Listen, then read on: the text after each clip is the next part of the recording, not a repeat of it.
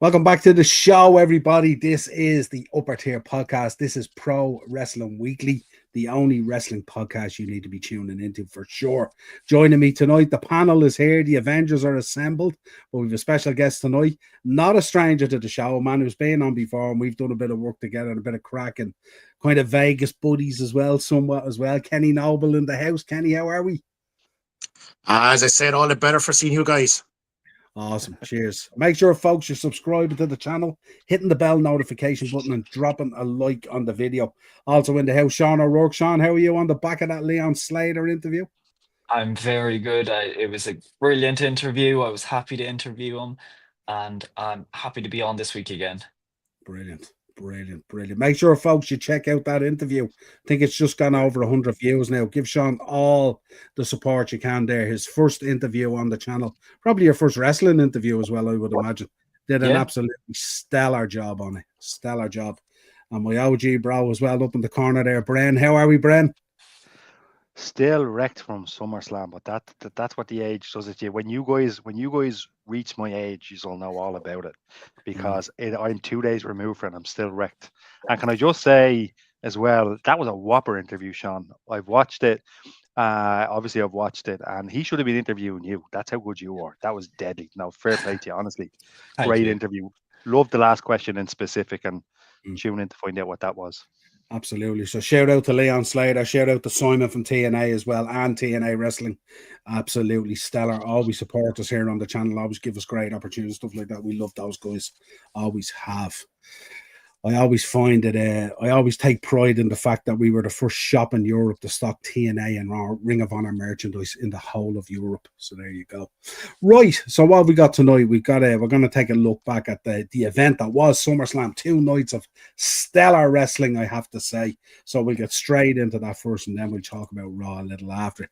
So let's talk with Kenny. Kenny, you could kick us off. Night 1, Roman Reigns and Jey Uso versus Breakker and Reed. What a way to kick off. And in actual fact, I think I was trying to rack my brain and to figure out when was the last time I seen Roman Reigns kicking off a show, especially a 2-nighter as well. And it's the first night. It was quite unusual. He might have had a bit of babysitting duties, need to get out of the gaff as quickly as possible. I don't really know. But it was a bit of a surprise. But what a way to kick off the show. You couldn't have planned a better match, get the crowd pumped up. Picking those guys out, Jey Uso. I mean, that entrance alone, Jey Uso's entrance just gets people going straight away, doesn't it? If you're not pumped up after that, you may as well just forget about it. To be fair, match itself, Mason, look, it's exactly ticked all the boxes, didn't it? Would I say it's going to get contender for match of the year? Probably not. I wouldn't think, but it done everything it needed to do. Everybody enjoyed it, got the results. There was a bit of a knock-on effect towards latter stages with that faction, as we'll go through, I suppose, later on in the conversation. But yeah, it was decent. I mean, like, at the end of the day, look, it's Roman Reigns, it's Jey Uso. You'd expect nothing more, really, would you? In fairness. Yeah, four powerhouses, to say the least, and Jey after stepping up into that main event status and stuff. So, Sean, give us the next one. Alexa Bliss and Charlotte defeating Raquel Rodriguez and Roxanne to become new tag team champions. I have to say this is probably one of my favorite matches from the 2 nights. Obviously, Charlotte Flair and Alexa Bliss will easily go down as 2 of the greatest women in WWE history, in my opinion, anyway. And hopefully 2 bound for Hall of Famers. As Kenny said about the other match, I feel this match was the same. It ticked all the boxes it needed to. Roxanne, for it being one of her biggest pay-per-views she's been on, I have to say she was actually brilliant. I don't think anyone has ever doubted her. Her NXT run was fantastic, absolutely fantastic. Since coming up onto the main roster, jumping into that not main event scene, but definitely the mid-card scene anyway, there's still high expectations, and I think she met every single one of them. Raquel is the exact same. She meets it. She has stepped up the past few months, and that's what you like to see. Look, I think it was completely the right choice given Charlotte and Alexa the titles. I'm loving their little F word, as Alexa said the other we'll not say it though. We'll wait for Charlotte to say it first. yeah, overall, brilliant match, and I can't wait to see where it goes. Yeah, amazing what you can produce when you're not friends, isn't it? Sami Zayn defeating Karrion Kross. Bren, this was the one that brought the kind of tone on the crowd down a bit, didn't it? Yeah, it was a bit of a killer. We want to I mean, it would have been nice to see Karrion get the win, but I think, to me anyway, it looks like the direction is clear as to where they're going to go. There was a great moment though on that match where he was given the pole and Sammy froze with the pole, and he's like, "Will I or won't I?" He comments on it on Raw, which I think is a cool little thing as well. The match itself was good; it was all right, but the thing about it is, I think what the result did was, we can kind of see where, unfortunately, where I think, based on what I see, where Karrion Kross is going anyway. I think he's finished up. That's my opinion. I could be wrong. They might pull the wool over my eyes, but it would have been nice to see Karrion Kross win and maybe have that contract signed. I'm not sure what's going to happen from there. But look, it kind of killed the buzz a little bit. But the two lads did all right. The drama was very good. And like I said, Sami Zayn, that hesitation, there was something cool about it. So I enjoyed that piece of it. But other than that, man, yeah, I mean, it's not the result I thought was going to happen anyway. Yeah, it kind of felt like the wave of support for Karrion Kross has been unbelievable, you know, similar to R-Truth and stuff like that. But it's just, in this instance, they just didn't pull the trigger, which was like probably a little bit concerning and stuff like that. We are going to talk about it in isolation in a little bit as a topic. But Kenny, you're a Karrion fan, aren't you? Karrion Kross. What was your massive. Love Captain Karrion Kross. Love his body of work. I think he's just got something unique about him. He's that unique ability to tell a story, not just outside the ring, but even the psychology within the squared circle itself. I think he's just got that innate inability to absolutely kill it inside, no pun intended. I'm a little bit torn on this one. Like, and I know we're going to speak about Unreal later on in the show, but I'm just wondering, is there a bit of a swerve on this one with Karrion that they're trying to cover up? Because, like, they've been going all out with the merchandise. It's been top selling everywhere. The book was promoted on SummerSlam. They're doing everything in the background, and they know that there's a movement there as well. You heard in the post show as well, we want Cross. Triple H done his best job to try and ignore it as well. But it's there. I'm just wondering, are the actually I've this thought process where I think they are actually going to pull the trigger on him. Because I see a kind of parallels drawn between him and CM Punk from back in the day, when nobody kind of gave CM Punk a thought. Like, CM Punk didn't have a Paul Heyman, in his back pocket. We would not have CM Punk as we know him today. And I'm just wondering, does Karrion Kross need something like that to get him over the line? I'm not too sure, but I have a funny feeling they're doing something with him. I really do. Yeah, I was hoping, we spoke about it, Bren, a few weeks ago on the podcast, didn't we? We were hoping that maybe him and Scarlett might find their way into Rollins' faction, and maybe that might be the springboard and the platform that he needed to, feel a part of something and get enthusiastic. Because you look at his work at the moment, and his work at the moment feels a bit downtrodden as well, like him, while he's waiting to either get this new contract or move on or whatever it is, And I was listening to him on Instagram today. He did an Instagram today, and he was talking about he's a lot of dates booked up over the next month. There's a book tour coming off. There's a movie coming out. I think they're doing a second part to the documentary. He's just flat out with stuff at the moment. And I wonder, was that an indication that maybe potentially he's not re-signing and he's getting caught up on all this stuff and all? But we'll wait and see. It'd be a shame if he didn't make it, because, you can see in there, there's a look, there's a talent, there's a marketability to him and stuff like that. His outside of the ring stuff is absolutely outstanding. And I think if he could just find a way to find that yes moment, that Braun Breaker moment, that Sami Zayn moment, whatever that moment is, to find that moment to light that fuse, I think he could become a megastar, and I'd be ashamed to see him go, So, but we move on anyway. Because I don't think it's an attitude issue either. I really don't. Yeah. I just think there's something there. For the few seconds I met the guy in Vegas at the World, obviously, as you know yourself, when you're doing the photo ops of the world, it's like conveyor belt. You're in and you're out, and that's it. But you got that kind of impression by each fan that came up to him. Now, he was sold out. Each fan that came up to him, he wanted to spend a little bit of time, but obviously the guys in the background are going, come on, move it along. And from that, I feel that there's no attitude issue there. So, I see no issues with it. I genuinely, maybe I'm going out on a limb here, but I think there's some big things around the corner from. I just hope it's not an AEW. Hopefully, yeah, because it just for me, it just feels like everything outside of the ring, he has knocked out of the park. He's home runned everything, but trying to bring that level of success through the ropes into what he's doing in the wrestling, there just seems to be something there that just isn't lighting that litmus paper or something. So, but we'll see. And it could be creative. It might not be him at all. It could be both. Who knows? We shall see. Sean O. Tiffany Stratton, I was so happy retaining here against Jade Cargill. If Jade Cargill had won this belt, and no disrespect to Jade Cargill, she looks $1,000,000, but she's as green as grass. And I was thinking, if the title goes on her, this is going to be a fundamental disaster from booking and all the way through. Give me your thoughts. Do you know, I actually wanted Jade to win, so you're making me feel bad now. So yeah. I'm trying to put you back on the right track. You were talking about Alexa Bliss as a Hall of Famer and also. Just saying. Oh, sorry. I tend to get off I track. love Alexa Bliss. I'm only messing. So I do. No, yeah, obviously this was a good match. I actually quite enjoyed it. I wasn't mad Tiffany retained it, to be honest, but I did want Jade to win. As you said, Jade does look the part.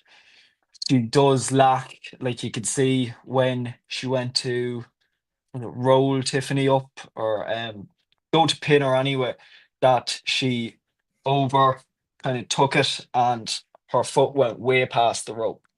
So it's little things like that you'd notice, and it's those little things that make the match. But yeah, overall it was a good match. I'm happy Tiffany retained. I'm kind of wondering who could take the title off her now. Maybe a good old Candice LeRae, you know. Definitely won't be Candice LeRae, but certainly she's building up a serious catalogue. I mean, what are we talking about here? Trish Stratus, Charlotte Flair, Jade Cargill. Serious body of work from this woman, building up a real catalogue there. Right, then we get into Bren, Drew McIntyre and Logan Paul defeating RK Roll. I didn't expect the result, and I don't think any of us did, because I think we were unanimous in saying, look, Jelly Roll's not losing this. It's the celebs. They're going to go out on a win. Jelly Roll did magnificent. He was brilliant. And Logan Paul, as always, pulls a rabbit out of a hat. He does his spot this time without the phone. He stuck the glasses on. And I remember we were watching that and I commented on it. I was like, where's the phone? What's the crack? Of course, Fred Flintstone over here is not up to date with the technology these days. And you can literally, he can record with his glasses. I couldn't believe it. I seen it on Instagram the next day. Mind blown. Welcome to the 24th century, Bren. I know. But look, this was fun. It was cool. I think maybe it's probably time for Randy to turn heel. It's probably time for Randy to go on a mad one. And turn heel and eventually set up that Cody and Randy feud. I think that's the direction they're going in. And maybe he'll give Jelly Roll a kick in the head to start that. But look, this was fun. I loved some of the moves that Jelly Roll did. And when he got the tag and Randy Orton, it was just deadly. I really liked it. All men involved were very, very good. And come here, there was chat a few weeks ago about Drew McIntyre being on the celeb part of the card. That's not a bad place to be. It's not a bad place to be at all. You get your name out there. You're associated with a big time celeb. And on top of that, Drew McIntyre's time is just not yet. It's going to come again soon. But I digress. Sunglasses blew me mind. And the match itself was very, very good. Did not expect the result though. Didn't see that coming. Absolutely. It was just, I don't know what it is when you look through those glasses and you imagine Jelly Roll down there on the desk. This is a guy who doesn't, he spent a bit of time in the performance center. I'm sure he was going through this stuff and all. But to be lying there and to see this guy coming for you And I was even mentioning Kenny how snug he took Drew's click the Claymore and stuff like that and all. Like he's really into it and stuff like that. And we've often said like sometimes celebs come in and it just doesn't work. They're not really into it. It's kind of like a bit of a piss take. These guys that are coming in like Logan Paul and Jelly Roll and guys like that, they really get an understanding of this business and understand like, you know, how passionate you have to be and how serious you have to be about it. And, you know, that it's not a joke and stuff like that. But I just thought it was outstanding. The one thing I did pick out when he hit the spot on Jelly Roll down through the table, when both boys were on the ground, I don't know if you picked up on it. We picked up on it during the watch along. How Logan Paul turned around into Jelly Roll and checked to make sure he was okay. And I thought like that. Well, super cool. I love that. Love that. Yeah, you know, that's what you want. And listen, I'll end it on this. Sorry to go on. I've been frog splashed from the edge of a bed about yay high, right? I can only imagine the jocker Jelly Roll was in the next day. Do you know what I mean? Because I leave it there. Sorry. Yeah, absolutely. It was mental and great to have it there as well. And then we go with CM Punk defeating Gunther. Talk to me, Kenny. Oh, God, you really want to give me this one? Damn it. Oh, no. I think at the end of the match, I had a similar emotion to CM Punk because I'm a big Punk guy. You know, but look, we'll get into that.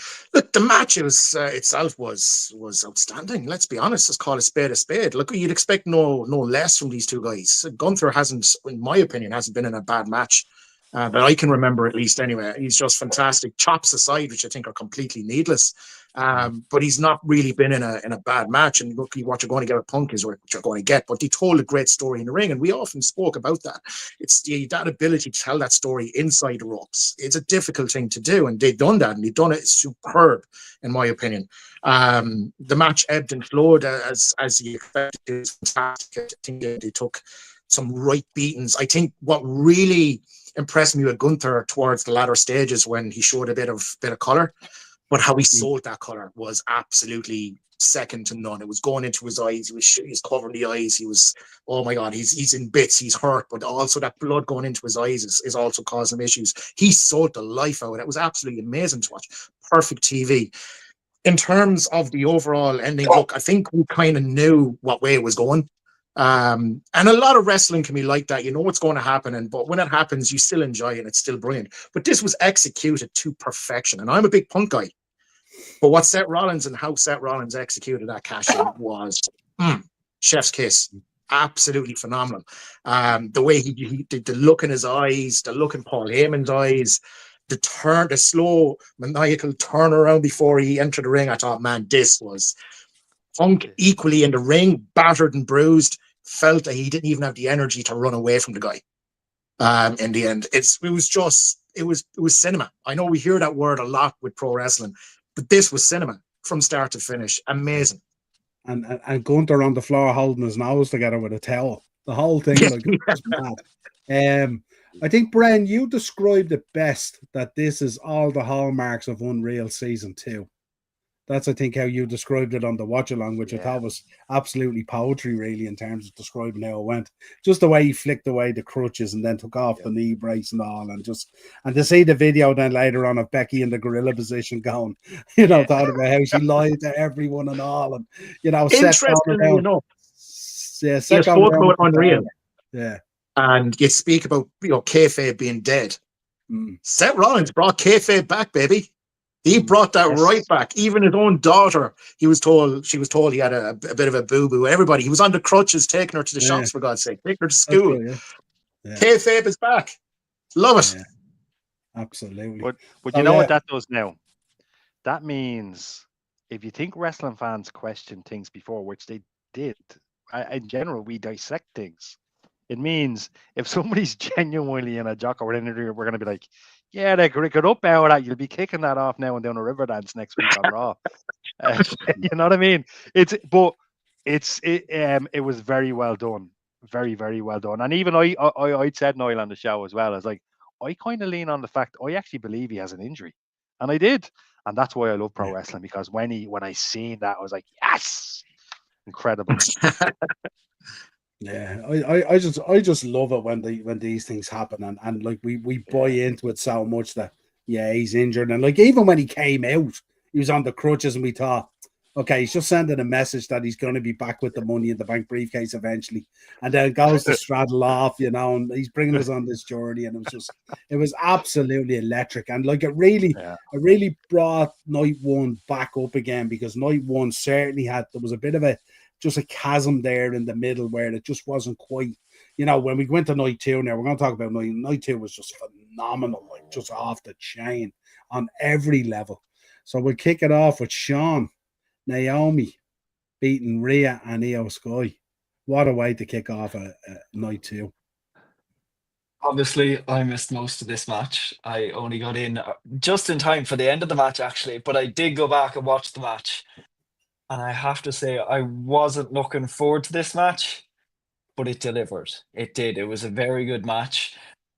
I still stand by my statement that the whole Rhea, Io in the main title storyline, I'm getting a bit sick of. It's stale at this point. Get someone new in. But the match was brilliant. All three women stood on their own, and it was an absolutely excellent match. Naomi was definitely the right choice. I don't think it was ever in doubt that she was losing the title, really. And yeah, guess we're just looking forward to Clash in Paris now against Stephanie Becker, or Stephanie Velcro, or whatever Naomi called her on Raw. I think probably Rhea and Io should get a shirt saying "We are friends," just to count back the other two. But I thought Naomi, we spoke about it on the watch along, her body of work, her promos, her look, everything that she's doing at the moment. She's on top of her game, as good as she's ever been. And when she came back that time at the Rumble and stuff like that, it all felt a little bit it felt a bit different or something like that. But this new Naomi that's out there now is off the charts, I have to say. And listen, it wasn't necessarily a given either. Like, she's in there against Rhea and Io. Like, this is as good as it gets in the women's division in WWE at the moment. This is quality stuff, and it was just amazing. Bren, we didn't expect the TLC match to happen this quick, and suddenly it was upon us in the daylight. But this was just, how many tables, ladders, and chairs can you absolutely wreck? It was chaotically brilliant, every moment of it. And you know what?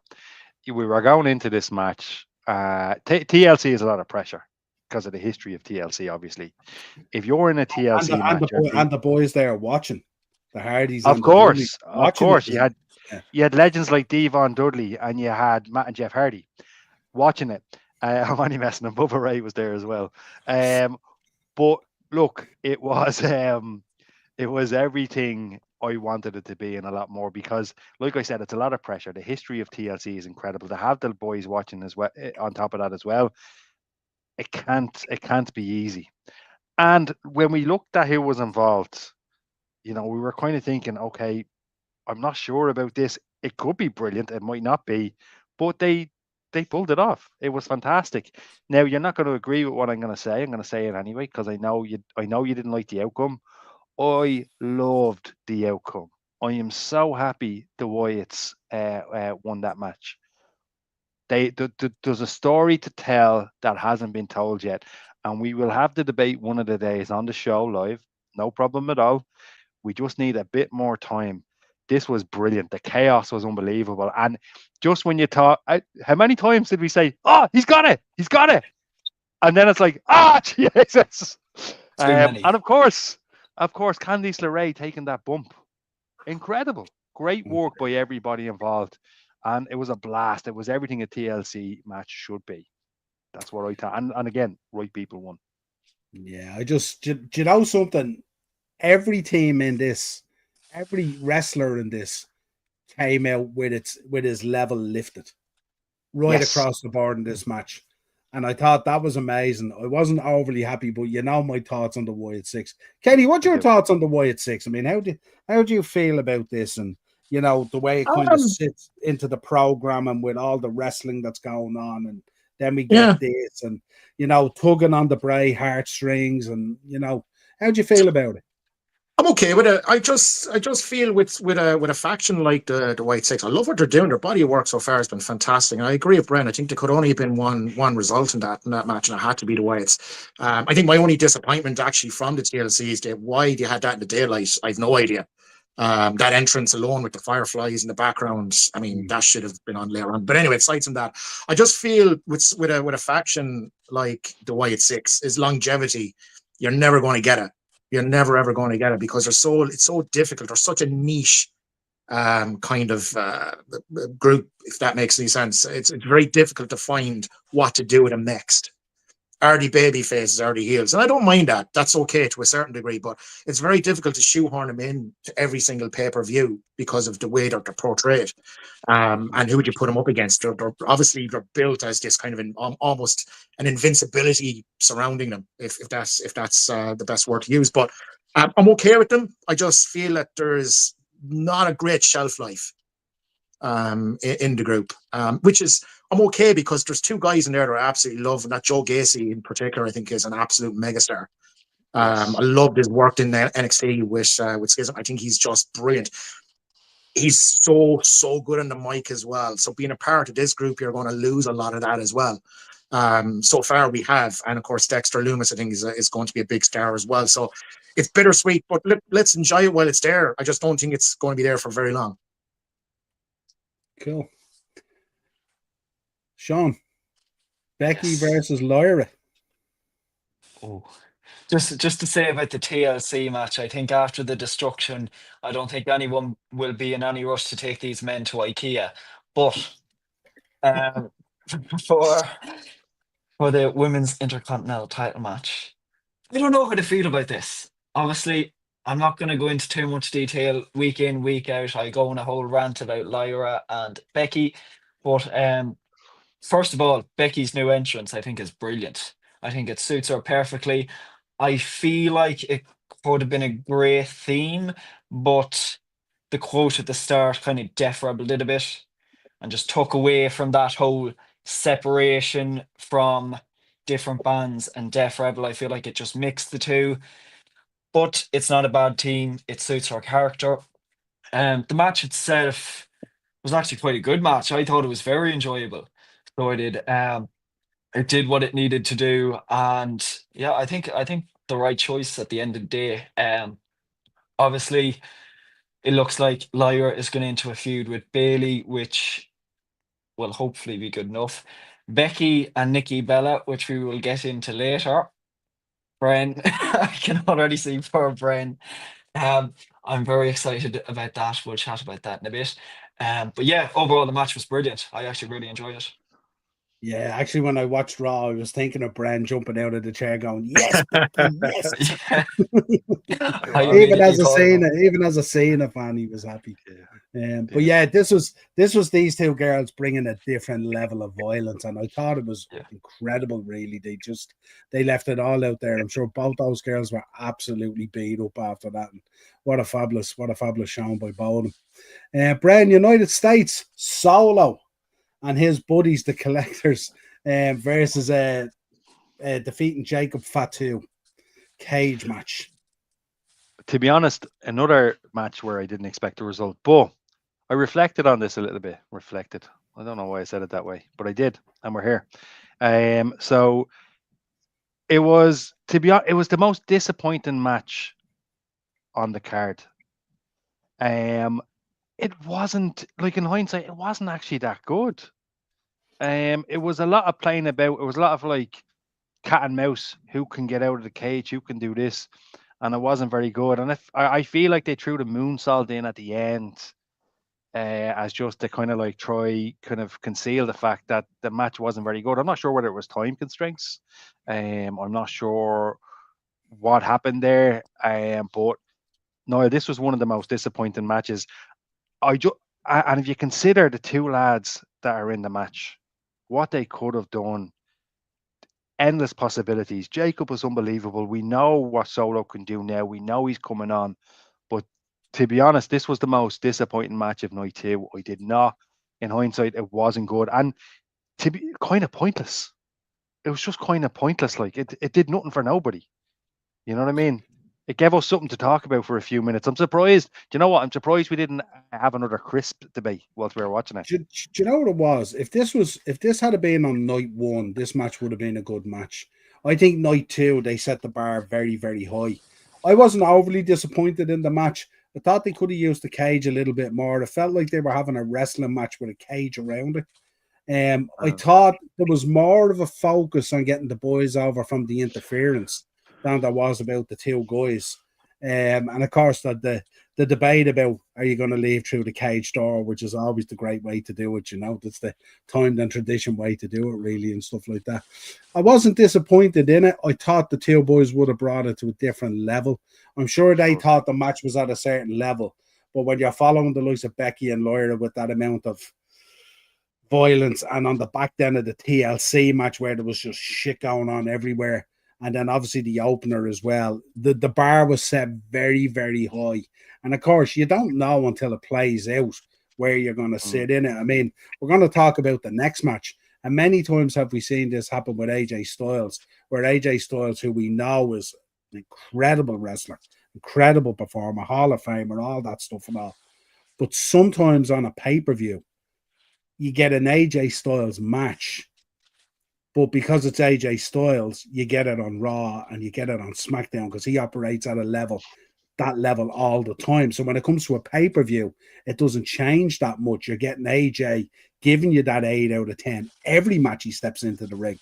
And the problem is then when you bring it to a pay-per-view where everyone just suddenly steps up a level, AJ sometimes is still at that 8 out of 10. And I think that's what happened in this match. There was nothing wrong with this match. If we watched this match on night one, we all would have been happy about it. There wouldn't have been an issue. The fact that it was night two and the bar was set so high, I think that's why it just fell off a little bit. But, it leaves it to do a bang on with that, Niall. I think you're 100% bang on, because if you've seen that match on Raw, you give that a contender for match of the year. You know what I mean? But because, like you said, he's raised that level. By the way, potato, cheese, and onion debate's over. I think, I take a point. Like I said, you just expect so much from AJ, but everybody lifts that level a little bit more on these bigger pay-per-views. You just don't notice it, even though it's a great match. You just don't notice as much. I think it's a great call out. Yeah, it's like when you look at Jacob. Every match Jacob goes into, he gives you that 8, 9, 10 out of 10 every match. So what happens when those guys arrive at the pay-per-view and you're expecting this wow factor, we're going to wrap a cage around the ring, blah, blah, blah, blah. You're still getting that 8, 9, 10 out of 10, but it just looks the same as what you're watching on TV with a cage wrapped around it, because they give you all this anyway. So, I wouldn't be too down on it. I just think it followed, if you think about it, those first 3 matches were all 10s. So I had to hit a 10. And because I hit maybe an 8, it didn't feel like it was a 10. And listen, it's probably not a bad thing either, Dominic versus AJ Styles, Kenny? Yeah, look, I mean, I think we've kind of summed it up in a nutshell. To be honest, there were some nice spots on it, some Eddie Guerrero tributes thrown in as well every so often, which is good fun. It was really, really good fun. But it didn't really. It's one of those matches that you're kind of okay. If I want a few minutes to go to the toilet or make a sandwich, there you go. And unfortunately, that's just the way it was with that one. And it's a little bit disappointing. But like you quite rightly pointed out, Niall, it's just that AJ has risen that bar so high. Where do you take it? And it's difficult. And Dom is so good as well. Dom is brilliant. What I did like about this though was that kind of all the Eddie Guerrero stuff was coming from AJ Styles. And what happened was Dom was standing there going, hang on a minute, you're after turning the tables on me here. This is my stick. And it was like AJ trying to beat him with his own stick kind of thing. And I thought that dynamic in the match was really cool. And that was a nice layer to see from AJ Styles. Because, I mean, AJ can just come out and be AJ. He's earned the right and give you that 8 out of 10 every single time and stuff like that. But the fact that he went a little bit deep and he came out in the low rider and, and all the other stuff he was doing right off the bat was really, really, really cool. And I'm sure, what he was really saying there, listen, I'm your daddy. I'm your daddy here, Dom, kind of thing. You know what I mean? And I thought that was. But you remember the entrance before you remember the match. That's the problem. And that's sad because it wasn't a bad match. Yeah, absolutely. Again, I think it just suffered Point. from what we spoke about. And I think, do you know, sometimes when you get to that part on the card where you have 6 matches and you're 4 or 5 matches in, everyone's head is with Cody and Cena and what's going to happen. And you're not really dwelling on that. We've seen how many years in AEW did we look at it and go, you're watching an AEW pay-per-view and you just can't wait for Bryan Danielson's match or CM Punk's match or whoever it is his match. And everything else just felt like filler and you just skip through it like it's a blur. And I think that's sometimes what can happen here as well. You're looking at Dom versus AJ, which for me kind of got used like a little bit of a dampening down to build to the main event. And when I'm thinking like Dom and AJ being the dampener match, what a pay-per-view. Right, let's get in. Bren, Cody Rhodes defeating John Cena. What a match. This was match of the year contender for me. It was incredible. It was everything. People are saying it was everything WrestleMania should have been. Timing's everything. And what I loved about this is we did not expect just a clean win. I would say clean. I mean, no interference, no shenanigans, no nothing. People were waiting on the Rock's music to hit. And we'll get to whose music hits now in a second.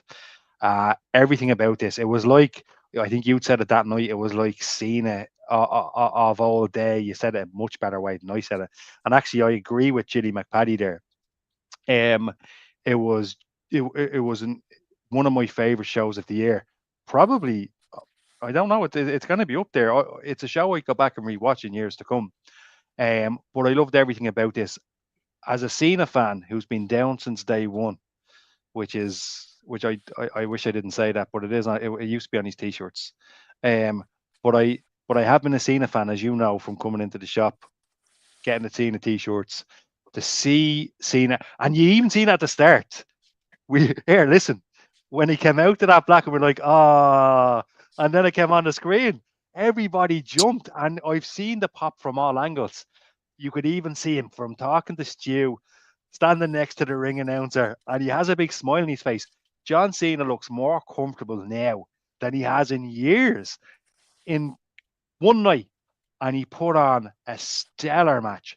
Him and Cody, and look, Cody Rhodes as well. Cody's one of my favorites, has been since he tag team Hardcore Holly in 09. Always been a fan. I'm a fan of the Rhodes family. And to see Cody get that belt again, no shenanigans, no nothing, no Rock, no rapper whose name I won't mention. It literally was one platinum rap artist coming in to give him a hiding, and he did. He gave Cody a hiding, and the match itself was incredible. Cody getting the win, and come here, that hug at the end. I mean, I got a bit. So I was like, I was aware the camera was on. I was like, stay strong, Glenn. Stay strong. This is ridiculous. It's just 2 men hugging. But it was incredible. Loved every minute of it. And we were expecting. And then when the other music hit, the music we didn't see coming, that was kind of rumored in the background a little bit. Your natural reaction, my natural reaction, as to be fair, you said it. My natural reaction, I thought you were talking bollocks though. I was like, there's no way that's happening, no, you're wrong. My natural reaction was, we all jumped. Of course we did. Because it doesn't occur to you in the moment, the bigger picture. It doesn't occur to you what could be going on. And look, we'll get into it in a little bit because like I said on TikTok earlier on, wrestling fans are divided I would say very much divided, but more so on the kind of like, hang on a minute, how can you cheer a man that did this? How can you cheer a man that did that? And I'm not about to get into that debate. But when I first seen it, the F5, but last thing I'll say is it was all stellar. It was all brilliant. We've seen Brock now come back 3 different times, and it's always the same. He just goes after John Cena. Get over it. What is your problem with John? Take it easy, will you? But the other thing as well, Niall, is that what was the official narrative that Triple H put out there after the show? And I guess, again, we'll touch on this. John Cena requested this. John Cena gets an interview 12 hours later. They deal him. I'll keep coming at it. Michael Cole then talks on Raw. Yeah, I sat down there with Nick and Paul there, and they were saying, I thought we were getting an interview. We did not. Yeah, they just flew and got the deal done. So they're scrambling a little bit which isn't good. But look, I'm not taking away from the main event. My favorite main event of the year, and actually, I'm gonna say it. It's my match of the year so far. Loved every minute of it, and I'm sorry for going on a bit. I just love these two men. Everything, the story they told from the embrace at the end. As a wrestling fan, it was everything I wanted to see. Getting very emotional there, Kenny. Where'd you go from there? Thanks, Brad. Yeah, listen, I mean, again, you looked at the last couple of weeks, the week before on the SmackDown when Cody dropped him through the table, forged his signature. Technically, the match shouldn't have been sanctioned because there's not a real signature, but let's not go down that road. But yeah, it was absolutely incredible. The to and fro. The two guys just work so well together. They're perfect. You know, they're meant for each other, those two, and just they've worked since day one together so well. But again, you know, you talk about that match itself. I see a lot of the IWC, which I hate, by the way. They're talking about, there's too many kickouts, there's too many false finishes, there's too this. Get over it. We enjoyed every single one of those false finishes. We enjoyed every kick out. It's going on. He's kicked out. Okay, we're going to get another few minutes. It's not over yet. Who doesn't want that? That's wrestling. That's the emotion of it. You know, and it was absolutely phenomenal. I always wonder, like with John Cena, when the heel turn was decided. Cena's a company guy. He'll do whatever you tell him to do, and he said that himself. He's mentioned that. You just wonder how much of that did Cena actually enjoy in the background, because it didn't look like he enjoyed an awful lot of it, to be perfectly honest with you. He took the ball and he ran with it. But you know, I don't know if he actually enjoyed it as such. That's a move that should have happened 12 years ago. But yeah, in terms of I'd echo what Brent said. I mean, that has to be a contender for match of the year. If it's not, then you know, I don't know. You show me a better match than that so far. Yeah, Unreal season 2 will cover that, and that's going to be some episode. Yeah, it absolutely will. Do you know what I did? And it's a tip the hat really to them and stuff like that. Like the match was absolutely incredible, to the point that I kind of said, you know, if Lesnar had never come out, it was still a brilliant night. And that goes to show. So the night on its own stood on its own 2 feet, and then Lesnar was just that bit to top it off and put in that other layer of dynamic for Cena going into his last 4 months or whatever it is now, or 8 dates or whatever he has left and stuff like that. But I thought it was brilliantly booked. Hats off to whoever the agents were and stuff like that and all. I thought the two boys, I never thought John Cena at this stage in his career had that match in him. And I know Cody would still have it there because Cody's in his prime at his peak and stuff like that. But John went with him, you know, throw for throw. It was phenomenal, the back and forth between both guys. And then even at the end with Cena waving like that, and then turns, and then Brock's music hits, and then incredible, you know. And as you said, you know, the IWC reaction is just it's insane. I don't get it, you know what I mean? They're even talking about a guy and they don't know the ins and outs of the legalities and all the other stuff as well. Like it's clicks and likes and shares and reposts. That's all they care about. Controversy. You know, the 4 of us can actually talk about the match in a rational way. You know, that match was phenomenal. I love a false finish. I love a kick out. Yeah, it's exciting. Who doesn't? It's a very old school way of doing things as well, which is really, really cool as well, you know. So just on what Chili said, and just his 12 appearances left, I actually think we're in single digits now. I think we're down to 9 or something like that. Whatever it is, I tell you, that last one is going to be pretty emotional. There's no doubt about it and stuff like that. Listen, just want to say as well, before we move on from SummerSlam, big thank you to everyone in the chat. Big thank you to everyone who joined us on the double watch along as well. We had so much fun doing it. We really, really enjoyed it. Even when we went off air ourselves, we were in the background here chatting gassed up about it. That's a 3:30 in the morning after doing nearly 4. We did nearly 8 hours of streaming at the weekend, which is unheard of for us, certainly for me anyway. So it was really cool. And it was great that you guys all tuned in and enjoyed it as much as we did. And look, these are the things when you can share these moments with people and doing content creation, it's always great fun. It's the payback that we get from it, you know. So we'll see them at Clash. We will see them at Clash. I may even be mad enough to cover the SmackDown on the 22nd. I will see. Oh yeah. Right. Let's talk Raw. Where do we begin? Poor old LA Knight. LA Knight's getting a rough time of it these days, isn't he? The match with Seth to sell the knee, you know, he seems to be the guy. He seems to be the guy to do the job, doesn't he?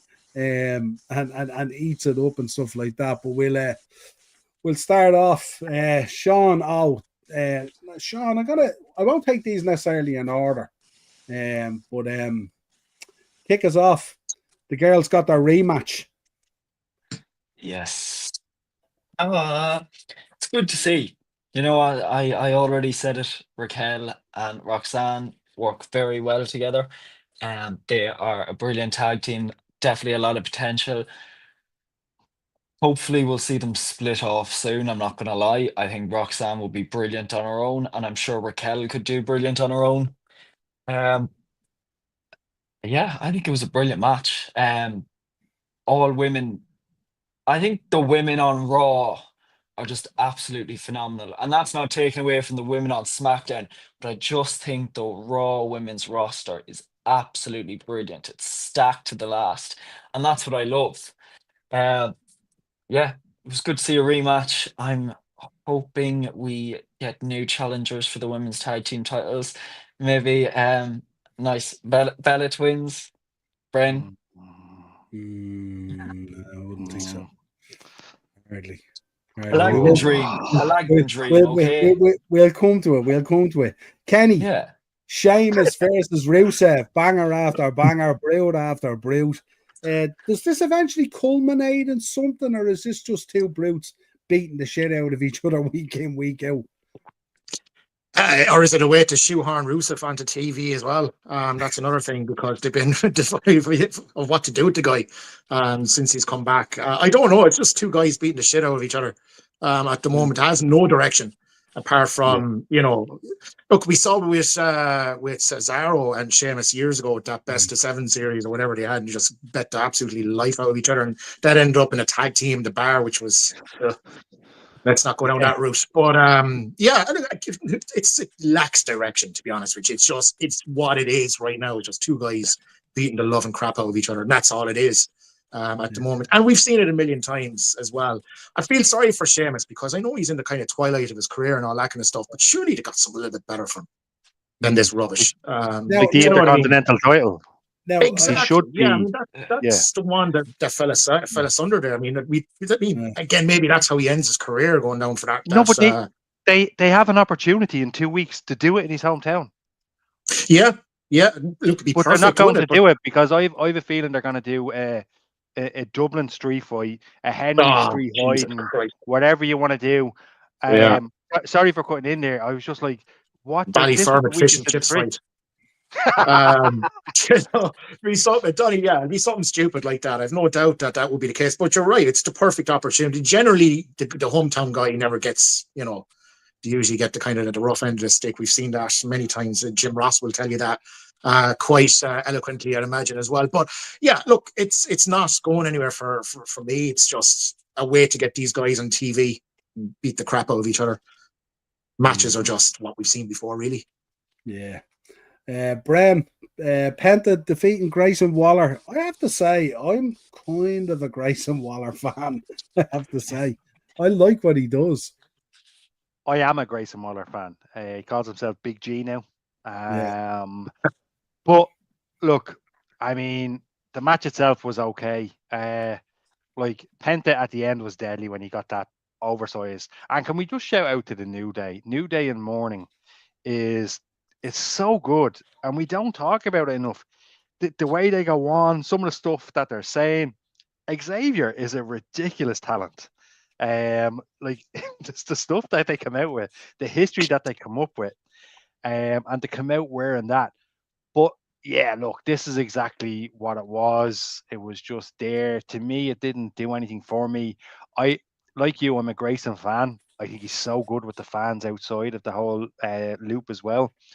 I would like to see them do more with it. I know they're kind of at a bit of an end. I'm not sure what's going on with Austin Theory. I'm not in the loop on that one. But I'd like to see them do more with Waller, because I've always seen a lot in Grayson Waller. So let's see what happens. But it was what it was. I think it's kind of advancing the New Day a bit. I'm not sure where it leads to. We'll see what happens, but yeah, it was what it was. Yeah, we did call, didn't we, when the New Day stepped out of what they were doing? We did kind of think that Xavier would shine and that Kofi might be a tad bit exposed. And it's kind of shaping up that way. Xavier is unbelievable. Like, this is kind of, remember how we felt about the Street Profits originally with Dawkins and with Montez Ford? It kind of feels a bit like that again, you know. Won't dwell too much on Dom and Dragon Lee. Kind of felt kind of like a AAA fine tuner kind of thing, you know, more so than anything. Sean O, Nikki Bella stepped up to Becky Lynch. Becky dropping the mic bomb here. Sean, I've been waiting for this all week. I've been waiting for this one. I'm so excited. My time to shine. My time to shine. I'm already loving this. There's no otherwise. There's no otherwise. I'm absolutely loving it. So, first of all, I think we got to go with the most obvious bit of the segment, and that was Becky's throw back at Nikki. Oh, that's it. That left a mark. Look, if that was a planned part of the promo, that's fine. It was brilliant. If it was unplanned, which by the look on Nikki's face, it was, I think it was a bit far. Like, you seen what happened between Tiffany and Charlotte on SmackDown. That was completely unplanned. Tiffany got reprimanded for that, as we seen on Unreal. But on Raw, if Becky didn't get reprimanded, this was definitely planned. Becky's a pro.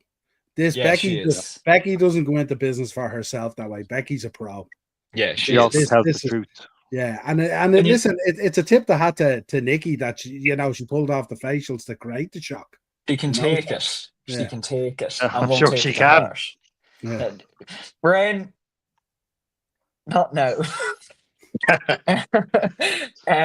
Obviously, the reaction from the fans was insane. I'm still seeing it on Twitter. So, I'm actually very excited for this. I'm actually hoping we get this for Clash in Paris. I think it will be brilliant if they build it up right over the next, I think, 3 or 4 weeks. I think it could actually be a brilliant feud. We shall see. Can I pitch in, Brian. Yeah, I know you're chomping at the bit there. Go ahead. Back here by the reins. This was brand new. This top was. I'm about to tune the tip off a weird sentence to say. Right, come here. Few things on that, Sean. Right, completely respect what you just said, but at the same time, the crowd were oh my god, wowzers! And look, I respect. Oh my god, no. Okay, let me start again. Right, here's the thing. Right, I'm infuriated with this because of some of the things that she said. Right, let's talk the truth for a minute. Becky comes out. Her new music is a bit of a buzzkill. I'm just gonna say it, right? In terms of Nikki coming out, that's a piped pop. A piped pop is what I think that was. The crowd, you could see the crowd were just sitting there twiddling their thumbs, and in fact, the crowd were kind of asleep until John Cena's name was mentioned. Then I piped pop. What's that? What's a pipe pop? What's a pipe pop? That doesn't exist in our world. Give over. There's no such thing as a pipe pop in our world. Hang on a minute. Oh, pop is just a pop. Right. Okay. Well, then it was piped crowd noise. And come here. There's two things about this, right? She said in the promo, she said, I was confident enough to step away because the women were there and I knew they could carry it forward. Hang on a minute. The women had to fix what you broke in the first place. They turned what you did, what you created piss breaks. They created stellar matches. And now the women are the best in the wrestling today. Most of their matches are absolutely incredible to watch, a joy to watch. No more piss breaks, right? Firstly. And secondly, Becky told the truth. Everything she said was the truth. Hey, by the way, your part was cut in Happy Gilmore too. Look up why her part was cut. Is it true though? All right. Is it true? There's two sides to every story. Okay, let me bring you back then. Let me bring you back, right, to that promo that AJ Lee cut, right? Remember that legendary promo that AJ Lee cut? Look at all of the wrestlers, the female wrestlers in the ring, and then look at the two divas outside, the Bella Twins, trying to get their bid in with their big mouths, trying to get that, whereas the other girls were kind of looking at AJ saying, yeah, let's take it in. That tells me all I need to know. Here's what happened. Nikki went off to become a reality TV star. She failed. Let's call it. She failed. And now they're leaning on a podcast. Two things happened there, right? First of all, John Cena's name erupted the crowd. And then what does she have to do to get the crowd on her side? Rely on her brother-in-law's old thing. And she's probably going to try and make that hers. And I'll end it with this. With Nikki shouldn't have been around Bella because Becky. Because Becky exposed Nikki Bella. And that's what happened. And Sean, I'm sorry. That's just how I feel about that. Nikki What did got Nikki exposed. break? What did Nikki break? Get it all out, Brent. Get it off your chest. What did she break? Because I feel I'll tell you what feel Nikki if- broke. Don't hold on. Nikki broke women's wrestling. She wasn't just her. It wasn't just her. Like, if you look back, like the women historically never got time, but Alundra Blaze was a joy to watch. She was very good in the early 90s. And I'm going back there. And then basically what the Bellas came in, and it wasn't just them, by the way. It wasn't just them. And look, Nikki Bella deserves credit for the match she was in last week. And I don't mean to be all negative about this. After that 5-minute monologue, you don't mean to be all negative about this. You've literally just destroyed this woman's career. Well, I mean, listen, I just have zero time for her. Every time she's on the screen, I'm just reminded of piss breaks. We're just lucky Becky was there. Becky gave her a reality check and Becky exposed her. And again, that's I can't even. I'll finish on that, John. You asked me what she broke. She broke women's wrestling. That's what she broke. Well, hang on a minute. You're this. This is the most emotional and excited you've been nearly tonight, bar the Cena Cody situation, which means you've bought into this, which means they've caught you. No. Yeah. 100%. I bought into Becky, and what I'm passionate about is I'm passionate about Becky and what Becky does for women's wrestling. When she wrestles the diva, gets rid of the diva, she can continue with the real women's wrestlers. Not the diva that's in it for fame, not the diva that's turning back to wrestling. Believe me, if her reality TV show was successful, she wouldn't look at the WWE. She'd make the odd appearance, get the odd pop every now and again, but she wouldn't. And that's the reality of it. She's not back. She's back. Very disingenuous, that, isn't it? You could say the same for any other wrestler that has left, maybe not done reality TV, but has stepped away to do something else. Give us an example. And came back. Give us an example. Let's see, Goldberg stepped away. He did movies and all, but still always came back, and no one ever threw at him that, oh, you're back for a paycheck. What Goldberg can do in just an entrance is completely eclipse Nikki Bella's career. His entrance alone is better than her career. You can't bring Goldberg up as an example. His entrance alone is better than her career. We'll agree to this. We'll agree to disagree, but all I can say is, Brendan, you sound very excited about this matchup. I would just like to. Well, here, listen. I'd like to apologize if I went off a bit, Sean. There, this is not directed at you. No, don't be silly. I cannot. I just can't. I can't watch. Even when she speaks on the mic, it's like badly delivered script lines. But you'll pop for this match. I won't. I'll pop at the end of the match. When you see Becky knocking the crap out of her in this match, you'll pop for those moments. I'll tell you what. If Nikki does good in this match like she did in the match a couple of weeks ago, which, by the way, there was, I think, 7 other competitors, I will admit it. But she doesn't cut the mustard, Niall. And that's all there is to it. She just doesn't cut the mustard to be a WWE wrestler. There you go. They're going in on Keith. I'm not here to make friends. Love it. Love it. Love it. Right, let's get to the main event here. Matter of opinion, difference. Everyone has their own preferences. I get it. And that's the great thing about wrestling. That's what I get it, but there's just some things that I'm right about. Well, then again, you say right, I say left, you know? Well, now, I'll say no. But I do. I'm not a big fan. Kenny, kick us off. Main event here. We've got lads out here collecting Air Jordans and running away with runners, and we got CM Punk coming down here, costing LA Knight his title. What do we think? Main event. How do we think about it? Yeah, how do you follow that? Jesus. Well, I suppose when you're looking at that main event, especially that image that you have there in the thumbnail up there, it's becoming quite familiar over the last number of weeks, and it's become quite kind of samey, I think, as well, over the last couple of weeks. And I think a lot of that can be quite monotonous as a wrestling fan. You're seeing the same thing. We saw with the Bloodline in the early days. Listen, the Bloodline had a lot more about them, let's be honest with you. Okay, so that's I'm okay with that. The main event, look, LA Knight, I said it as soon as Seth Rollins cashed in. Okay, he was the last to defeat him. He's going to get a title shot, but of course he's not going to win that. There'll be some sort of interference and blah, blah, blah. And that's exactly what we got. Match itself was okay. It done what it needs to do again. And then, of course, he had the run-in from Punk. Obviously, look, Punk will look at that in the real world and say, listen, you were a couple of seconds away from getting your head splashed against the concrete. I saved your career, essentially. LA Knight will look at it the other way. You interfered in my match, blah, blah, blah. And that's going to create another stir there in the background, which might be good for LA Knight. But, for Punk and Rollins, they need to wrap this up. They need to wrap this up because it was interesting. You're looking at somebody had a post up earlier on. The matches that Rollins has screwed CM Punk in over this past year, and they're not just small matches, these were massive, massive matches from Hell in a Cell all the way up to, basically every key match that Punk has been in. And don't get me wrong, the two guys are fire together, but at some stage you need to wrap this up. This faction division, I think they call it. Correct me if I'm wrong on that one. Division, yeah.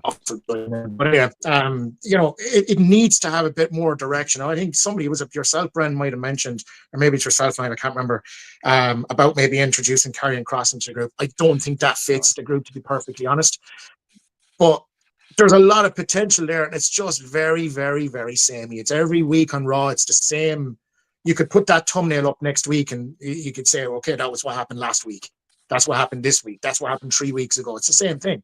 And it's going on and on and on. There's no back and forth. When you think about feuds and all this kind of stuff, there's a back and there's a forth. But so far, there's only a back with this one. And there's not much else. Yeah, we did a podcast a few weeks ago. We did it when Seth got the injury.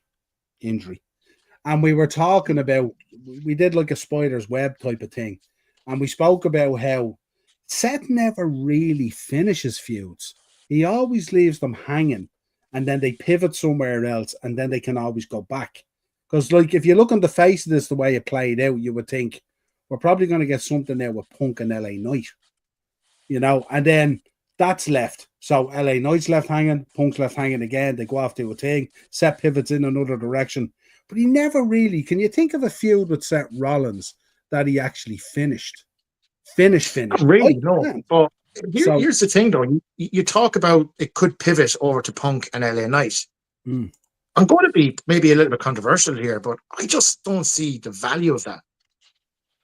Genuinely, don't see the value of it. Well, the value of it is what it does. It distracts Punk away out of the Seth Rollins circle. And what it does, of course it does. It allows someone else to step in there, and off we go again for another couple of months, kind of thing. Yeah. No, I get that. I understand that. But again, it's something it's almost dealt with a degree of inevitability about it. And to be perfectly honest, I'm not looking forward to that. That doesn't interest me. I don't see it. And I'll be another one as well. And I'm not getting on LA Knight's case because I think the guy is outstanding. But I just think LA Knight's missing a beat there. It's not something the crowd love him. They're chanting his name. They're doing all that, but he's missing that key ingredient. Even his promos, he's tripping over words left, right, and center on his promos. He needs to be turned back into a heel. It's his more natural habitat. He feels uncomfortable. It feels uncomfortable watching him sometimes. Do you know what it feels like? And I've said it before with him, because he came in kind of so late in his career. I get the feeling he feels he's on a clock and he needs to achieve stuff. And I think what happens is, I think the company a couple of times has brought him to the well. And they just haven't raised the bucket up at the time and stuff like that when he's been really, really hot. They've dropped it for one reason or another. And I think that's kind of like, he's kind of nearly become that go-to guy, that gatekeeper into the top level. But he's become that guy that you can lean on, that go-to kind of guy, rather than, you know, steering his own ship in the direction of a title or a world title. And I think that's become kind of a problem. I'd nearly say Ala kind of nearly like Dolph Ziggler, even though they pushed the button on Dolph eventually when no one really fucking gave a shit at that stage. Then, But have you noticed something there, Niall? Mm. We're talking about that main event and where this faction is going, but now we're veered off to LA Knight. He's a distraction. Yeah, that's all he is at the moment. He's a distraction, and there's the case in point. I just don't see it's going to happen. You're absolutely right. You see it even. I think there was footage there. People had shot just as they were going back into Gorilla, or just before they went back into Gorilla, and they're having words, and there's this, that, and the other. You can see it's going to happen. It is inevitable. They're going to have that feud, and I know it's going to happen. But I also in the back of my mind thinking, oh, just get it now and get it over and done with, because I have no interest in it. You know? Yeah, absolutely. But this is like they pivot like this every single time. Because I think I went back on that podcast before we did it. I went back and I looked. Seth Rollins, literally, if you look at Seth Rollins right now, Seth Rollins literally has beef with every single performer at the top level. And you can switch him into any one of them, be it SmackDown or Raw. You can pivot him into any one of those at the moment, and the feud will make sense. And it's just weird. They pivot every time and they don't finish anything. So, like, it's like, remember Cena says, this is the last time I'll fight AJ. This is the last time I'll fight Punk. This is the last time I'll do this. You don't get that with Rollins. With Rollins, like, everything is just left open-ended. And that's where you get this kind of cluster. You know what I mean? And as you said, here we are tonight. We're talking about LA Knight, another distraction.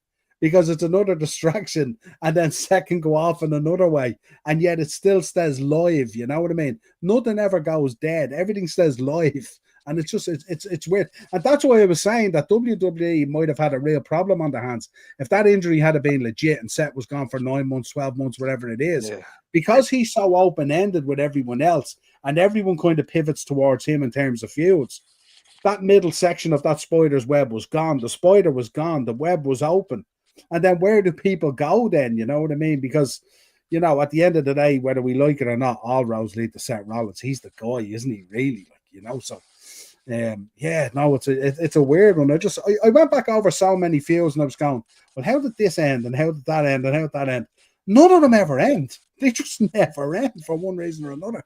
Maybe it's just the way they want to book it, but insane stuff. But yeah, another kick off the Raw, and of course we're 3 weeks or so from Clash of the Castle in Paris, so should be interesting to see what way they build towards that. But probably overall, I have to say, probably a solid episode of Raw, considering we're on the back of 2 massive nights at SummerSlam and stuff like that, and also thought it was pretty good. Go ahead. I was going to say that if there's any kind of drop in Raw or anything like that, because there was 1 or 2, I did not hold it against them at all because of the weekend that they just had. And Keith, to answer your question, the next live stream will be Clash. We're going to do Clash at Paris. It just makes sense. So it's at a good time. We can all join, and it's going to be good crack. Or I may cover SmackDown in Dublin. We'll see. Just for a bit of fun, because it's the Dublin one. And what we could do is, because I'll be at the SmackDown in Dublin, it's not going to work. I could say I could dial in from there, but it's just not going to work, is it? The Wi-Fi in that Trey Arena is shocking. Yeah, it's not going to work. Considering it's the Trey Arena and it's like promoted by like a telecoms and IT company, it is shocking. the worst Wi-Fi I've ever seen on the planet. Maybe it's because the last time I was there at Limp Bizkit, Liverpool went to penalties with PSG in the Champions League, and I couldn't get any fucking connection to find out what was going on. And then PSG had beaten us on penalties. I went, "Fuck you, Trey Arena." It's serendipity. You weren't supposed to see it. We are, Jilly. We're trying to get. We're actually, because we can't get. They might have them at the show. I don't know what the shirt is going to look like, but what I did was I took a flyer on the shirt and we put a shirt together. That's similar to the last time as now ones, but it's in green, white, and orange. And we just took a flyer around it to have some sort of a John Cena Dublin shirt on the day. So And who knows? Maybe they go with the navy and the light blue, like the Dublin colours. Maybe it's not the Irish colours. I don't know. But in order to have something, we had to take a spin on it because they literally tell you 3 days before the show if they're releasing the shirt. So we're all going to be in the shop. We're all also going to be in the shop that day to pick up the t-shirts as well, which will be cool. Which will be very cool. Yeah, it'd be something different, 100%. Royal Rumble is a 2-nighter. Yeah, I've seen TKO. We're going to talk about that. They're going to push ahead with 2-nighters. Probably for a lot of the ones we said would probably happen anyway. But before we go any further, let's talk about this Unreal, this documentary that we all what's going on here now. It's thinking about it. It's having a think. 1 second. They heard talking about their towers being crap in the tree. They're like, we'll fix this guy.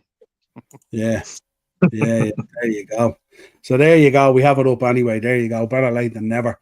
Unreal. Kenny, kick us off. Unreal. What did you think? 5 episodes. Absolutely. I thought it was stellar. Yeah, great TV. Brilliant TV. Again, you talk about the negativity online saying, I mean, it's breaking all the rules. Like, look, we're not stupid at the end of the day. We all know how wrestling works. And it's nice to actually see it firsthand. The proper behind the stage stuff as well. And it's just stellar television. At the end of the day, I think they could have ran 20 episodes and you probably would have binged them in one weekend because you finish one, you're straight onto the other. It was just as simple as that.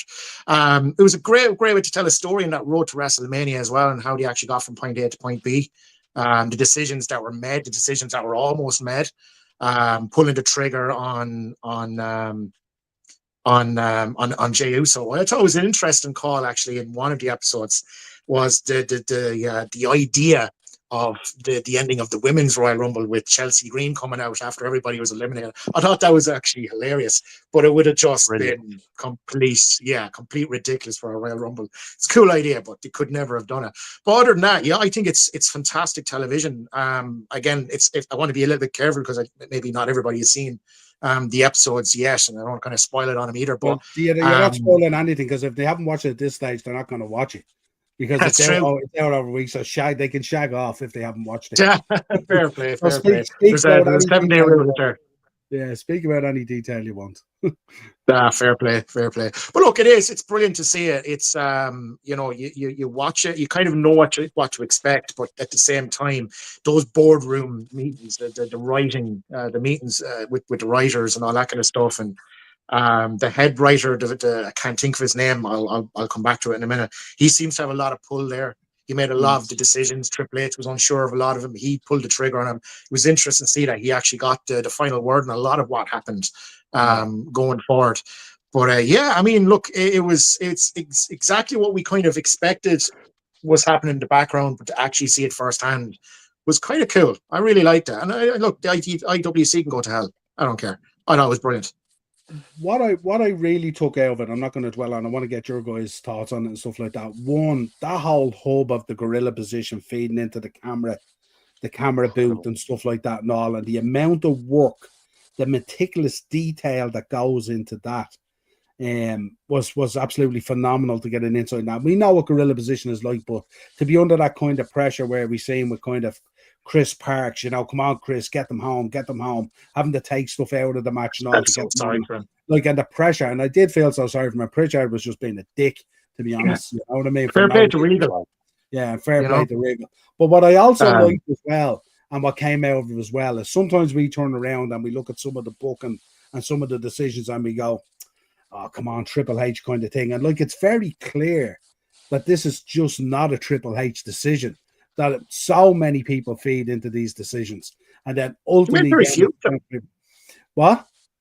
He made a lot of the kind of the 50-50s. Yeah, because he went one way, but he went the other. See those ones where like I'm just going to go check with Rock now to see if this is okay, and I'm there going, hey, you're supposed to be the man in here, man. What's going on here? You're feeding to this Rock lad, But what I did think was really cool when they did that creative meeting and they're around the people.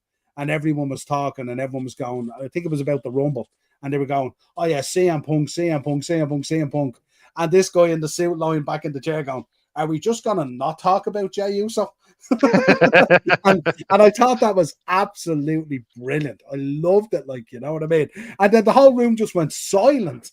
You know what I mean? Like, it was like as if you turned around and go, are we just not going to talk about the Sandman or something? You know what I mean? The place went silent, like, and then everyone went, Jey Uso. You know, so like, it was kind of, from that point of view, it was kind of cool. I mean, all the other stuff was brilliant, and the way they put everything together and the timing, and you know, the way everything slots into everything else. It's like a jigsaw that comes together, and then you can see the relief afterwards when they come back through the curtain, and like, it's like even that bit where Michael Hayes went over to Triple H and go, you know, Punk's freaking out a little bit over there now, and Hunter goes over to him and gives him the fucking pep talk and says, "You're fucking CM Punk, like, what's wrong with you?" And all stuff like this, you know what I mean? Get it together. You're CM Punk. You've always been main event.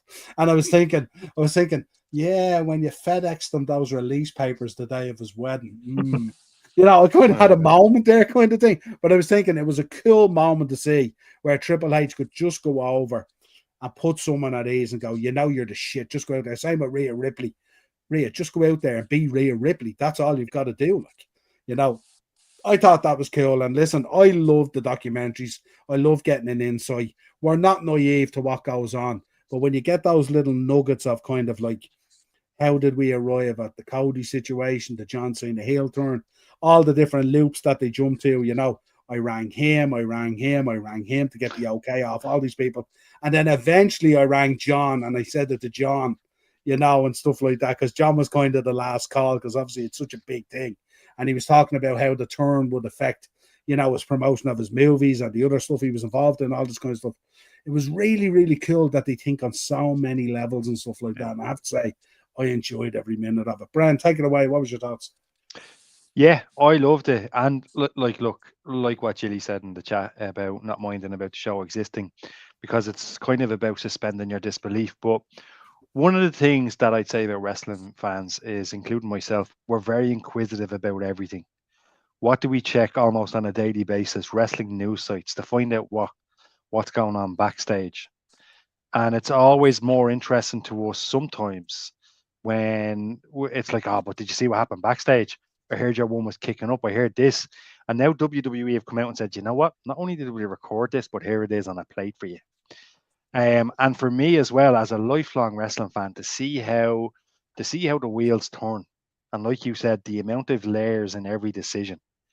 I would have loved an Unreal back in the days where He Who Shall Not Be Mentioned was running the show.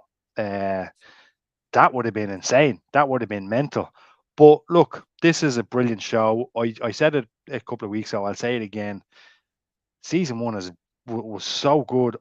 After watching SummerSlam this weekend, I can't wait for season 2. I am dying to know what went on behind the scenes. Was Dwayne ever involved? Was Dwayne even called? Is he even involved anymore? Is he just hanging out in Hawaii with Oprah, saying good luck? I'll deal with that another day.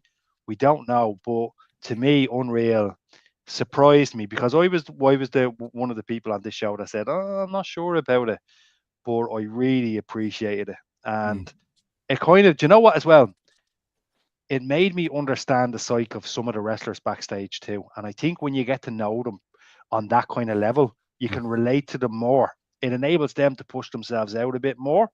And it enables you to kind of like, even Jacob Fatu, like asking CM Punk for a selfie. Incredible. Just little minor details like that. Because you see that and you're like, do you know what? He's deadly. And if you're on the fence about somebody, it's like, actually, I get it. And to see CM Punk with anxiety, we all feel it, you know what I mean? It's incredible. And Triple H, when he goes over, and he got a bit of stick about this, he goes over, he puts his head, does all that, and it's like, yeah, and it's deadly. Look, I enjoyed it, I loved it, and I actually can't wait for season 2. Yeah, and I mean, it showed us, I'll come to you in a minute, Sean, it showed us as well the pressure that these performers are under. You know, sometimes we look at them and they go out and maybe they make a mistake or something doesn't go right and everyone goes, kind of thing. And then you look at it and you go, fucking sheer pressure these are under to go out. And every single thing is meticulous, you know. Big up Joe in the chat as well. Thanks for joining us. If you drop a sub, if you haven't subbed already, make sure you hit that bell notification button as well. But yeah, it was just, I just enjoyed it so much. And do you know the thing for me is on this channel, and it's one of few channels where we do this, I review all the dark side of the rings. I review all the dark documentaries as well and stuff like that and all. And it's just, you know, when a docuseries like this comes out, it's so refreshing to me because, you know, I don't have to talk about sexual abuse. I don't have to talk about pedophiles. I don't have to talk about all this other stuff that I have to go through when I review Dark Sides of the Ring and stuff like that and all. So it's so refreshing to just sit back and go, okay, that's how they pieced it together. This was their thinking. This is what Rock was thinking when he did this and when he did that and all, and how it all comes together and all, you know. And I just thought it was cool. Sean, what was your thoughts? As you just said, it was a lovely change. Like, I'm not gonna lie, when the documentary was first announced, I was a bit on the fence. You know, you kind of look at it as a way of them pulling back the curtain, but that you have that question in your head, are they pulling it back too far? You know, obviously we're not stupid. We know what goes on behind the scenes, but you still had that question in your head. And I think after watching the documentary and seeing what goes into it, that question just leaves your head and you have your answer. You know everything that goes on behind and really see what goes into everything.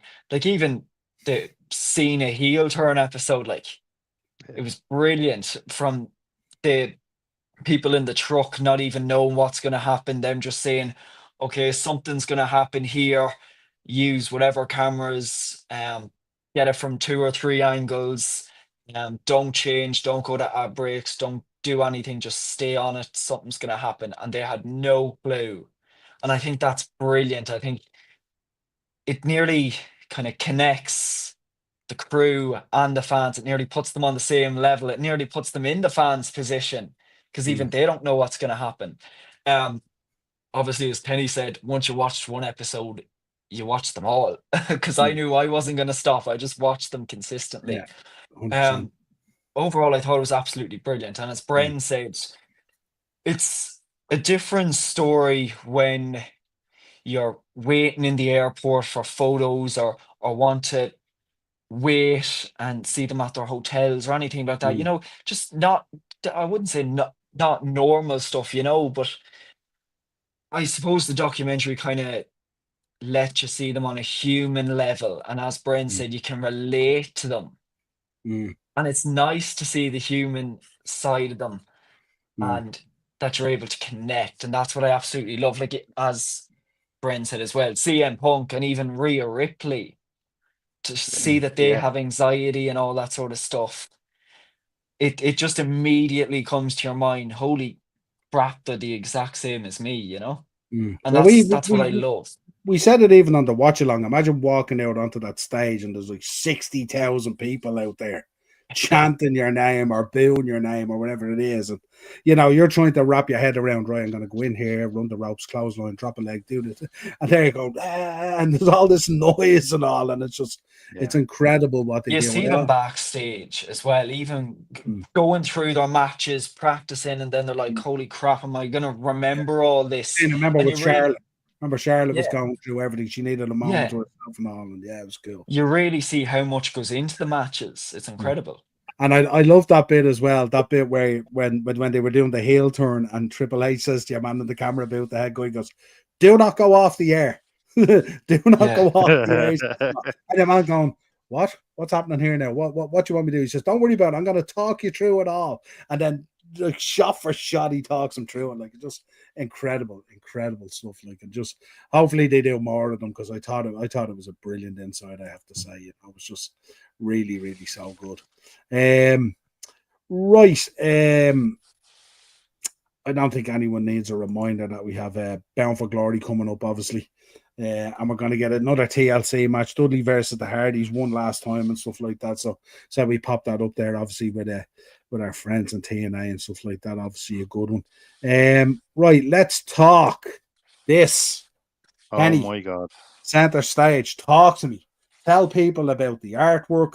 Ian was saying there about the follow-up book as well. He was in the shop today. We got the first one and stuff like that. He hasn't had the follow-up one yet, but we'll get that all sorted, no doubt. Talk to me about the artwork, and then talk to me about, obviously, I want to get your thoughts as well on Hogan as well, because obviously we did the show on it. But I'd like to get your thoughts as well. Me and you Hulkamaniacs, of course. Yeah. I'm just going to try and keep myself together for that bit. Well, no, yeah, I mean, look, you got him there. I've got my own social medias there, Kenny Noble Art. It's just down there in the bottom. So you can check out all the stuff. Usually bring around the different Comic Cons around the country. Portlaoise, Wexford, Tullamore, loads of different places. Do these Comic Cons. But the last maybe year or so, we found that the wrestling stuff seemed to be a lot more popular. I enjoy drawing wrestling stuff anyway, for natural reasons, I guess, as well. So in the last maybe year and a half or so, I started doing a lot more wrestling orientated stuff there. And yeah, it's just something that kind of spiraled out from the book that we released there in 2023, The Great Show on Earth, which was essentially, a mixture of writing and artwork and stuff like that as well. The idea behind a lot of this that you see there, these are all 8, apart from the Cody Rhodes one, which is framed there on the left-hand side. These are all A3, they're quite large pieces as well. So I'm hoping to maybe put an exhibition together at some point in the near future of all wrestling stuff, and just see how it goes. Because wrestling is not so much a niche subject anymore. A lot of people love wrestling. That's the reality. At a lot of these Comic Cons, I spent hours just talking to people about wrestling. Come up to the table, come up to the booths, talk about wrestling. Love it, absolutely love it. We moved a lot of this stuff to the John Cena heel turn there. That was actually one of the first ones we sold there in Wexford. I believe the Roman Reigns one went actually just before it as well, or just after it, I should say. So, yeah, I mean, it's just kind of a follow-on from the book. Again, a lot of these drawings will have a slight bit more detail in the ones in the book itself. But yeah, I mean, it's just something. Ian actually popped something into the chat there. I missed it there. I kind of caught the end of it about the second book. It is in progress. There was a lot of reworking needed to be done. I read over it and I just wasn't happy with it. It was supposed to be out this year. I just wasn't happy with it. There's a lot of things I wasn't happy with it. And I don't want to just get it out there for sake of getting it out there either. Some of the drawings that are in it as well, not entirely happy with them. Need to tweak a couple of things here and there. Some of the writing needs to be changed. There's a lot of things I want to do with it to make it perfect before I send it out into the wild, if you like. But yeah, I mean, it's a lot of this stuff. You'll see it on my page. You'll see a lot of the exclusives for the book actually will come up on the Instagram, if you want to hook in with that. So you'll see a lot of new stuff there. I haven't posted an awful lot about the book in a long while, but I will get back to it soon enough. I was kind of very busy on a lot of this stuff as well, we'll say. So yeah, hopefully an exhibition will be the next thing, showcase and all this kind of stuff as well, and just see where it takes off from there. And the book, I'm hoping, I'm not even going to put a date in it because I've given you 3 dates already before, and it just went belly up on me. But I just want it to be right. Just want to be perfect before, and it's far from perfect right now. So we'll get you back into the shop as well for an event as well, and you can bring up the prints and stuff like that. And all. We'll do a day and stuff like what we did last time. That day was a great day. We had such fun. That was amazing. I loved that. I loved every second of that. Getting to chat with people as well up there. Who doesn't like to chat about wrestling, guys? Let's be honest. It's just I'd spend the day at it. There's no problem there whatsoever. But yeah, that was a great day. I'm not going to put a timeline in the book. It'll be ready when it's ready. I suppose that's probably the best thing to do. Absolutely, and such a high standard set with the first one as well. So you obviously that was the thing, Niall. I was looking over, like, the first book took, as I said, for the guys there that are not familiar with it, the first book took 3 years to get out. There was a lot of work and a lot of drawings and stuff like that. But this one, I kind of wanted to bring it up another level. We talked about AJ Styles earlier on, having those 8 out of 10s. Where do you go from there? And I'm looking at that. Where do I go from the first one? I need to evolve and make it a little bit better than the first one. So as you see with a lot of these drawings, even the Penta one down there in the bottom, inside bottom right, I mean, that took, my hand, I'm surprised I'm able to move it to this day with the amount of work that went into that. That's incredible. Absolutely incredible. And just to let people know, this slide doesn't do the detail on these any just at all. That Bret Hart drawing is incredible. That Penta one, the detail in the mask is incredible. It doesn't, even Roman Reigns with the tattoos and everything, all these. This slide doesn't do it just at all. Go check out Kenny's Instagram page and stuff like that. It's just, this is hours and days and weeks and months of work gets poured into these things, and it's phenomenal. The artwork, absolutely phenomenal. Is there an upcoming event that you might be at or that you're looking at going? Because some of the off the wall. It's unbelievable. Yeah. Well, there's a couple that haven't been fully confirmed yet, so I'm not too sure what's happening there. There was one in Dublin in particular, coming in November, I think it is. But I'm on the fence with that one a little bit because it's not really my area, as such. But the invite is there, put it that way. So we'll see. Deadly. We'll see how it goes. Usually there's one in Wexford around November time as well. Which is always good. And there should be one in Tullamore, I believe, in around September, I think it is. I'll double check that one as well. But yeah, Keep there us was always posted, a absolutely. I love starting off the early parts of the year. Especially one in Wexford now in April. Every April is the Cosmic Rebels Con. It's absolutely amazing. I love it because I'm the only round really that's there. So we get to have a lot of chats. Just plenty of Undertaker off in the book. Just putting that one out there. But yeah, absolutely love to do it. And a lot of what you see there, and O'Neill will be familiar with the book, but a lot of what you see there is kind of where I'm trying to pull from for the new book as well to get the kind of the quality up a little bit further from where it was. But yeah, it's all fun. It keeps me off the street. Listen, it's something I love. I have a full-time job, so I do this in my own time. It's just it's my side hustle, if you like. At the same time, and yeah, love it. Yeah, talk to us about we want to talk about the Hulkster, obviously. You and me extremely passionate along with the boys about Hulk Hogan, Hulkamania, and that the what's that left on the business and the legacy and all that kind of stuff. And talk about when you heard the news, gently elaborate on that, and then obviously you sent me a picture. You sent me a picture you had done of Hulk Hogan, which was really class, and we're going to show people that as well. And then me and you kind of came together and we did a brainwave kind of thing on an idea. And people know about the idea that just kind of spawned from it. So you take the stage because you are the artist. You put this together. Go ahead. Yeah, well, just I won't bore the life here. I would have Hogan because I know you've kind of spoken about it in great detail last week as well. But hearing the news, driving back from Clonmel in the car, herself was flicking through the phone, and she kind of really shocked, kind of, oh my God. In my opinion, that was like a relative after dying or somebody we know is after dying, but she knows how much Hulk Hogan means to me. It's always meant to me growing up, as the same with you guys as well. And just, oh God, Hulk Hogan's after dying. And I was like, I a little bit kind of didn't register what she was after saying at the same time. And what you say?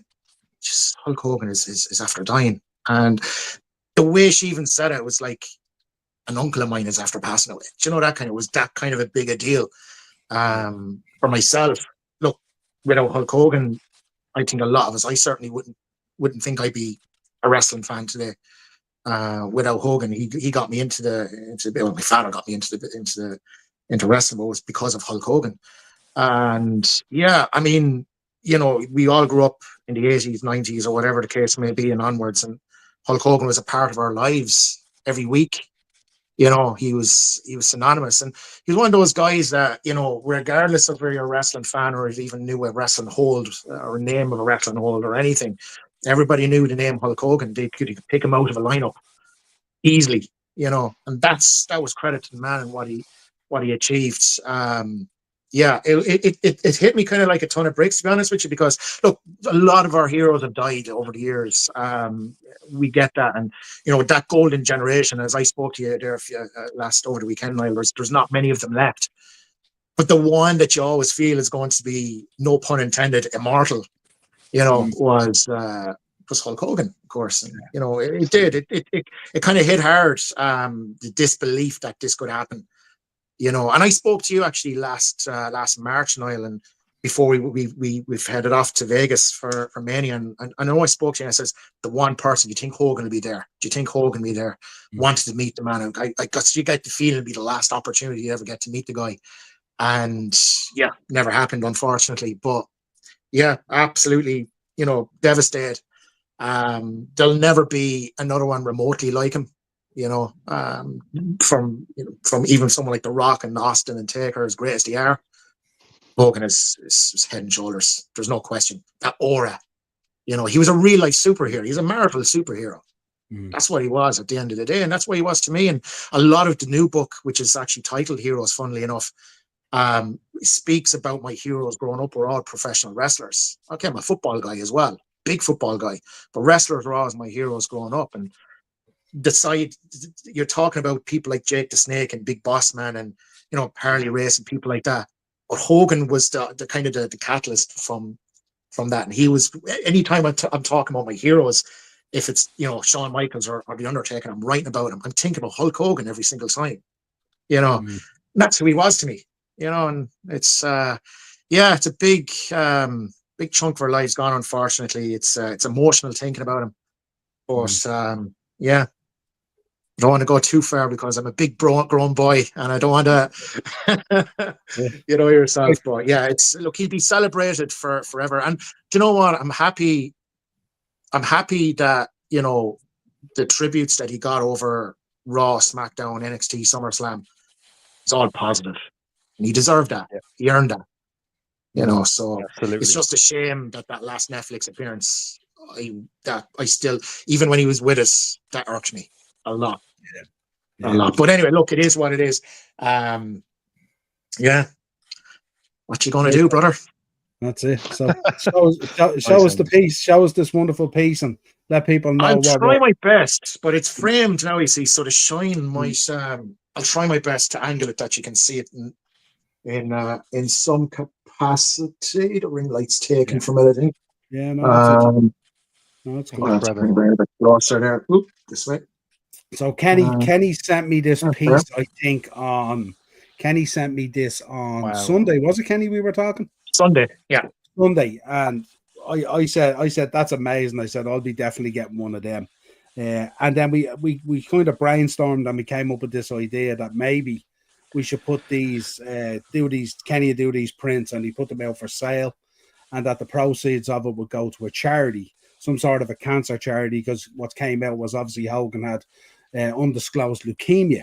So we thought if we donated the proceeds of it to one of the cancer charities, specializing maybe in leukemia or something like that, whatever it is, or maybe children's cancer, whatever it is, that it would leave some sort of a legacy there that Kenny would be attached to as well, because we're such big Hogan fans. So that, and we spoke about how maybe we might be able to get in touch with Nick or Brooke or whoever it is and get people involved who might be able to get involved in it as well. And that maybe this could even become a yearly thing, that once a year for a month, Kenny puts out a Hogan piece and that piece goes out there and maybe we donate it to charity.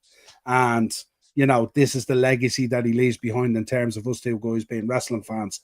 And I thought it was kind of a cool idea. We kind of brainstormed it only for a few minutes on Sunday because obviously being family men and kids and everything, we're always very busy. We don't get a minute and stuff like that. No. But I thought it would be a cool way for Kenny and the artwork to be recognized and Kenny to leave his legacy to Hulk Hogan, if you like, or something like that. You know, well, how cool would it be, you know, if you sold X amount of these pieces and that money went in and helped some kid to beat cancer or some person to get over leukemia or whatever it is and stuff like that. We thought it'd be a really, really cool thing to do. So we're gonna look into doing that. Kenny's working on it already. He's waiting to hear back from people, stuff like that. And when I just kind of wanted to obviously want to be clear because I know we spoke about it anyway. I just wanted to show you the picture. Obviously, I sent you over on Instagram there, and you're asking about prints and stuff. And straight away after that, I said, "There's no way I'd be profiting off of something like that. Not in a million years. Wouldn't do it." So that's where we started brainstorming, and obviously the charity piece came up, which I thought was a nice idea. It was only supposed to be a personal piece for my office. That was it. And that's all it was ever going to be. But you know, given the fact that we could actually do something with it, I think it's a pretty cool idea. And that's what we're going to do. I'm just waiting to hear back from printers, you know, costs and stuff like that, just so we can put something out there. But I'm going to cover the cost myself, and the proceeds then 100% of it will go to the charity then as well. It's still in the early days of it, but we'll get it out there. You've already sold 3 anyway for the charity. 100%. Put my name down. I thought it'd be a cool way as well for Kenny to get some recognition for his artwork and the work that he puts into this as well, because it does take a lot of work and stuff like that, and it shows just how passionate we're here every week doing the podcast. We're giving up our free time to do this. This is how passionate we are about wrestling. I obviously have the business and the shop and stuff like that, so you know I'm all in on it and stuff like that. And obviously Kenny with the artwork and the books and stuff like that and all. So we really do we do go that extra mile when it comes to pro wrestling and stuff like that and all. So I thought it'd be a really cool idea. Me and Kenny said, yeah, this sounds great, like, you know what I mean? And it'd be Kenny's way of tipping his hat to the big man up there now, and I thought that's a real cool way of doing it. And in the process of doing it, the money's going to a great cause, because someone's really going to benefit greatly from this, which is massive as well. So really, really, really, really cool. And I hope it goes absolutely brilliant, and I hope it could become a yearly thing. Maybe, I know they were saying there the other day, is it August the 1st or August the 3rd is Hulk Hogan Day now in Florida or something like that. August 1. The guy or something. So maybe in around that time, maybe every year, Kenny, maybe you put a Hogan piece together, and for a week we do a limited run on it or something like that. And again, we just donate it to a cancer charity or whatever it is, whatever we think at the time is the best thing to do. Well, a few of the originals actually from the book, because as you know yourself, quite a lot of centered around Hogan himself, which I can have a look at doing something with those as well. They're just gathering dust in the office. So the Hogan Rock one at 18 is incredible. Love that one. Yeah, you should see this. It's just incredible. Is it on the Instagram? Yeah, I think I was on your Instagram the other day. Love it. Thanks, man. There's absolutely not a piece of art on there that you wouldn't want hanging on your wall in a frame. As a matter of fact, when you start looking at him and when he's selling the prints, you kind of have to be a little bit selective of what you want. You end up buying the whole lot, and it's like, just a wall space. It's like if I went from his studio to your shop, I'd have to get a mortgage out. Because every time, genuinely, because I was looking at some of the drawings, it's like, I want. I go into Niall's shop and it's like, I want that, I want this, and I want that. And then I come home with one and saying, damn, I should have got the other one. Anyway, amazing. Well, as it gets closer to the time and when Kenny gets stuff sorted and stuff like that, then we'll get Kenny back on. And Kenny knows he's welcome any week on the show. He wants to come on anyway. So there's an open invite there all the time. And definitely what we'll do is we'll do something in the shop.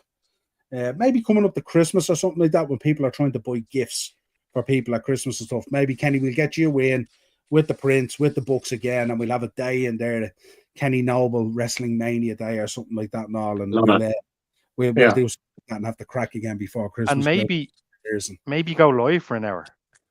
Yeah, maybe do a podcast in the shop as well or something like that. Maybe on the same day, yeah. What a great day. We'll shoot footage and a great day, and we'll have a great laugh and stuff like that. Because I really do, you know, I often say to people all the time, you don't lament your heroes, you celebrate them. And that's how you do this, you know. I sat up here for an hour in this room when I heard he had passed, and I was watching all videos and all, and I was in floods of tears and stuff like that. But you know what I mean? At the end of the day, you dust yourself down from that, and then it's, you know, you have to celebrate those moments that he gave you and all that kind of stuff. And no better way than to capture it in independent artwork. So phenomenal. Yeah. So do you want to fly through a little bit of history? Actually, Jilly gave us a good question there, joking aside. I think we should answer it. What do you think the creative situation in AEW is like? I think the guys literally have 100% creative control. They decide what they want to do. And I'd imagine they tell Tony what they're going to do, and Tony just goes, yeah, that's cool. And do you want to know my take on that? Yeah, go on. Give us your take. My take is that the word creative and AEW should not finish in the same sentence, ever. That's my take. Unless the word lack is in there. Yeah, fair enough. I just think he runs that show as a fan and not as a business. And basically, because I can tell you now, if John Cena walked in here now and I said, oh, I'm going to do a chicken curry, and he said, no, you're not. You're going to do an Irish stew. And I'm like, yeah, I'm going to do an Irish stew, John. That's how that would work. And that's the analogy I have, which is pointless, really. But that's how more of a friend than a boss. Y'all know my creative book, and if I ran WWE, it'd be out of fucking business within about 3 months. I was a lunatic when it comes to this. Do you know how naive I was and how silly and immature I was? Years and years and years ago, I sent a DM to what's her face, the one in charge of TNA. She's Dixie Carter. Dixie Carter. And I said, give me control of TNA Creative for 6 months and we'll run the WWE out of business. In reality, I would have walked into that locker room and I'd been like, all right, lads, you do it that way, yeah.